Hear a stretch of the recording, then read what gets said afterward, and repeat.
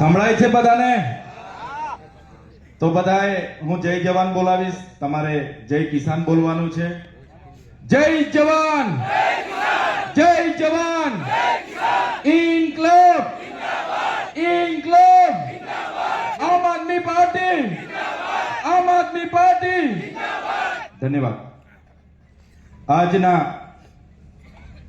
પાલનપુર ખાતેની પવિત્ર ભૂમિ પર આમ આદમી પાર્ટીની કિસાન મહાપંચાયતમાં મંચસ્થ ઉપસ્થિત અમારા સૌના માર્ગદર્શક અને આમ આદમી પાર્ટીના ગુજરાત પ્રદેશના અધ્યક્ષ એવા ઈસુદાન ગઢવીજી, સાથે લોકપ્રિય નેતા વિસાવદરના ધારાસભ્ય અને અમારા સાથી મિત્ર એવા ગોપાલ ઇટાલિયાજી, જેમને આમ આદમી પાર્ટીની સંપૂર્ણ જવાબદારી છે સંગઠનની, એવા સંગઠનના મહામંત્રી એવા મનોજ સરોઠિયાજી, સાથે મહિલા મોરચાના આમ આદમી પાર્ટીના ઉપાધ્યક્ષ એવા આપણા બેન શ્રી ગૌરીબેન દેસાઈ, સાથે આ ઝોનના પ્રભારી એવા ડોક્ટર રમેશભાઈ પટેલ, સાથે એમની સાથી લોકસભાના ઇન્ચાર્જ એવા જયદીપસિંહ ચૌહાણ, જિલ્લાના આમ આદમી પાર્ટીના પ્રમુખ શ્રી, તમામ વિસ્તારોમાંથી પધારેલા તમામ પદાધિકારીઓ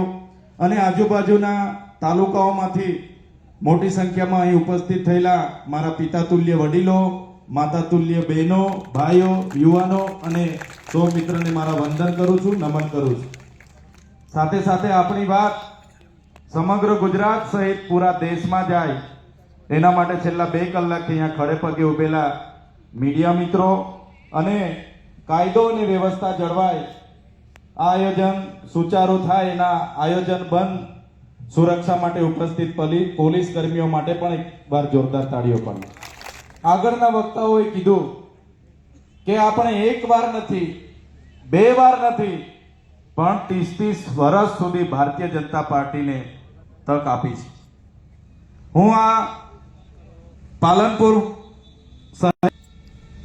તો અહીંયા થોડે દૂર એક બનાસ કમલમ મને જોવા મળ્યું. જોયું ને બધાએ? બનાસ કમલમ જોયું ને બધાએ? આ બનાસ કમલમ 7 સ્ટાર હોટલ કરતા પણ ખૂબ વિશાળ અને મજબૂત સુવિધાઓ વાળું બનેલું છે.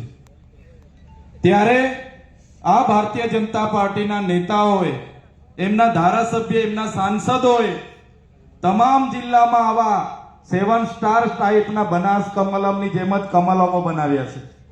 સાથીઓ, આ કોઈના દૂધના પૈસાનું કમલમ નથી, કોઈના ખેતીના પાકના પૈસાનું કમલમ નથી, કોઈના પગારના પૈસાનું કમલમ નથી. આ તમારા ટેક્સના પૈસાના ભ્રષ્ટાચારનું કમલમ છે. એ લોકોના મોટા મોટા કમલમો બની ગયા, એમના નેતાઓના બંગલાઓ બની ગયા, અને આપણા અત્યાર સુધી આંગણવાડીઓ નથી બની, આપણી અત્યાર સુધી શાળાઓ નથી બની, આપણી શાળાઓમાં અત્યાર સુધી માસ્તરો નથી આવ્યા, દવાખાનાઓમાં હજુ ડોક્ટરો નથી આવ્યા. ત્યારે આ 30 વર્ષની આ ભારતીય જનતા પાર્ટીની સરકારને આપણે બધાએ સાથે મળીને આવનારા દિવસોમાં આ ભાજપની સરકારને જાકારો આપવાનું કામ કરવાનું છે. શરૂઆત અમે સૌરાષ્ટ્રના વિસાવદર હોય કે આદિવાસી વિસ્તારના અમારા ડેડિયાપાડાનો વિસ્તાર હોય, શરૂઆત અમે ત્યાં કરી દીધી છે. ત્યાંનો માહોલ, ત્યાંની સભાઓ, ત્યાંના લોકોની તમન્ના, ત્યાંના લોકોની અપેક્ષાઓ તમે જોઈ હશે. ત્યારે આજે તમને એ જ વિનંતી કરવા માટે આવ્યા છે કે આ ધરતી પણ ક્રાંતિકારીઓની ધરતી છે. મારી સામે બેઠેલા વડીલો, યુવાનો, માતા બહેનોને હું વિનંતી કરવા માટે આવ્યો છું. અમે તમને નેતૃત્વ પૂરું પાડવા માટે આવ્યા છે. આમ આદમી પાર્ટી તમને હાકલ કરવા માટે આવી છે. આ ભારતીય જનતા પાર્ટીની સરકારને આવનારા 2027ની વિધાનસભામાં જાકારો આપવા માટે, આવનારી તાલુકા જિલ્લા પંચાયતોમાં જાકારો આપવા માટે હવે તમારે તૈયાર થઈ જવાનું છે. તૈયાર છો બધા? હવે બધાએ તૈયાર થઈ જવાનું છે.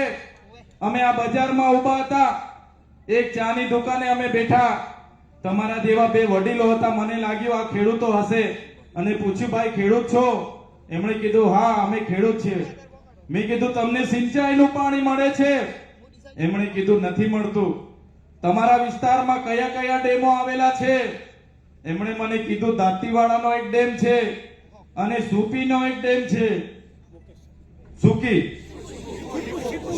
સિપોઈનો એક ડેમ છે, સીપુ ડેમ. હા, ત્યારે એમણે કીધું કે દાંતીવાડા ડેમ અને સિપોઈનો ડેમ લગભગ 8 થી 10 કિલોમીટર છે.